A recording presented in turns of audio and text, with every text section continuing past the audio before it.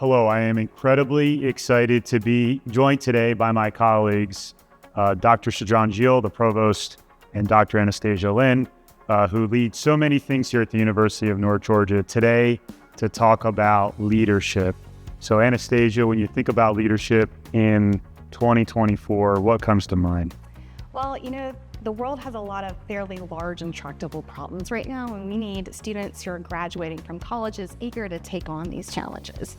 I've told my son before that I think leadership is where you see a problem in your community and you take action to solve it. I think that's what we need leaders who have initiative, who are identifying problems, and then figuring out savvy ways to find the solutions to that. I think the kind of problems you're talking about too require folks that can function as a team. Sometimes there's this image of leadership of I'm going to be on top and I'm going to dictate to people what to do. But that's not the kind of leader we need today. We need people who can inspire, people who can work in teams collaboratively, who bring their expertise alongside others to tackle those problems. You can lead from anywhere. You can lead from the middle. If you are engaged and bringing your skill set to the problem or to the issue at hand, you're leading. I believe leadership is the ultimate differentiator. Ultimately, that's what sets you apart. But let us not talk about it. Let's hear from some experts, some people who have started their journey here at the University of North Georgia and have gone on to do great things in business and industry and in government. So with that, let's hear from our alum.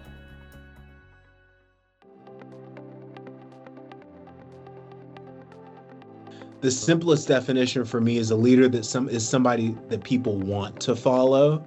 I think a manager is somebody you have to follow, but a leader is somebody you want to follow. And that's not a title or a position. It's really just how you steward your influence. I would agree. I think if I look at the leaders and the one I try to be, it's can you inspire others?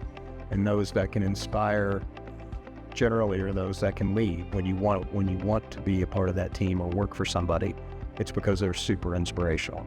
I think a leader also, besides inspiring people, you're raising a hand, you're helping elevate people be more, do more than they think is possible. And I feel a leader is one that does that and then also recognizes when you might have pushed and the person doesn't have the skill set, that you're not scared to get your hands dirty either. So you're actually teaching by doing, mirroring the behavior you want. And that's when I see, rising tides float all boats. That's what we need. We need to have strong leadership as we move forward in healthcare and all realms to make sure that we have someone there when we're ready to pass the baton. Once I go from being a first-generation college student to being a first-generation professional, that's a whole nother monster that I like to call. And that's why we need students who graduate from UNG with all these experiences and become the future leaders tomorrow. Yeah, I love that. The aspiration of being a great leader may not be comfortable, and the people that you're leading may not always be comfortable, but it ends up putting your organization, your community, and hopefully your country at an ultimate level at a better and higher place.